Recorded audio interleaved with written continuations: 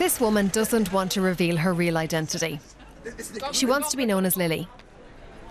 She's had an abortion, a crime in Ireland that could get her 14 years in prison. Her doctor too, even though in her case the fetus was severely impaired. The decision to terminate the pregnancy wasn't easy for Lily and her husband.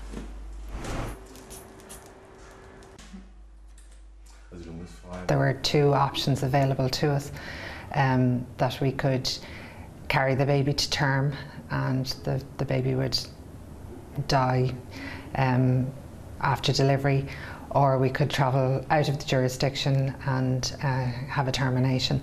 We left the hospital and went for a long walk on the beach and quickly decided that we didn't really have any other option but to travel to the UK.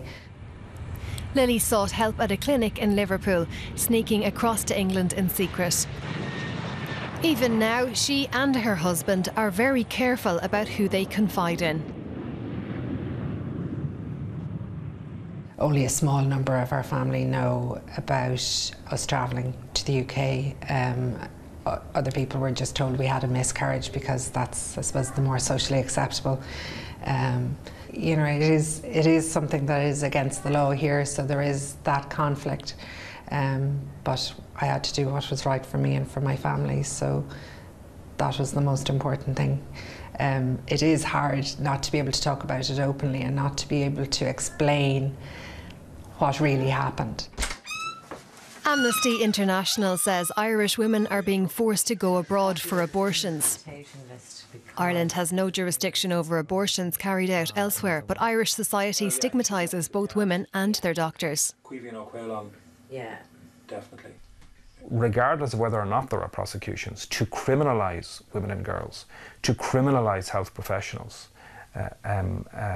when it comes to providing either information or access to abortion is a human rights violation.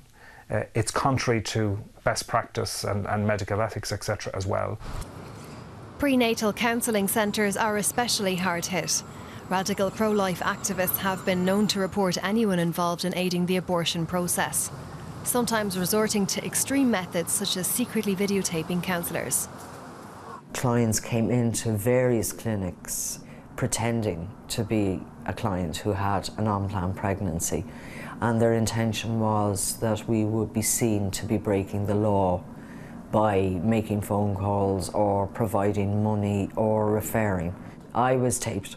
We were all investigated.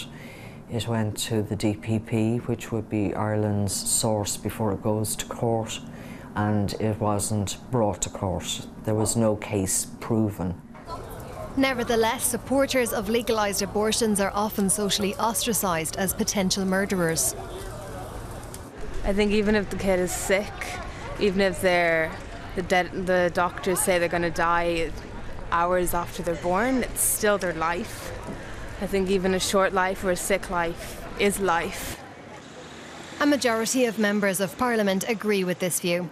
So in a nation where some 80% of the population are Catholics, no liberalisation of the abortion laws is in sight, even if polls show a large majority of Irish citizens would favour it. I think abortion should be legalised, yes. Why? Because I think it's a woman's body and she should have the right to choose. There's a lot of people who are still quite old-fashioned, and it's the old-fashioned voters that always show up for the referendums. But that's what's really started to move. We're now seeing significant, very significant levels of public support, and increasingly we're seeing political support. But we've a long way to go. Politics is, and government and political leaders are very, very far behind public opinion on this issue. Around 4,000 Irish women are known to travel abroad for an abortion every year. The true figure may be much higher. Most Western countries describe their own more liberal abortion laws as an expression of a woman's right to decide over her own body. But Lily and her husband felt they had little choice when they had the birth induced prematurely in Liverpool. They knew the baby had virtually no chance of survival. And the following afternoon, our little boy was born. He was dead. And so it was late that night by the time I was returned to my room, and my husband was there, and then they brought the baby in his cold cot So we spent the night in the room with the baby. The Catholic Church's stance on abortion effectively blocks the liberalisation of the abortion laws. Lily is Catholic, but she feels the Church has failed her.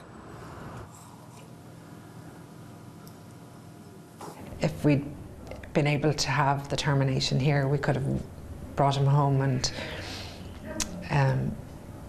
had a wake for him, or had a proper ceremony, but he arrived home by courier in a dusty old envelope. It's just a very undignified way to come home. Ireland's ban on abortions forced Lily to turn to a clinic abroad, but she hopes she can bury her child in Irish soil.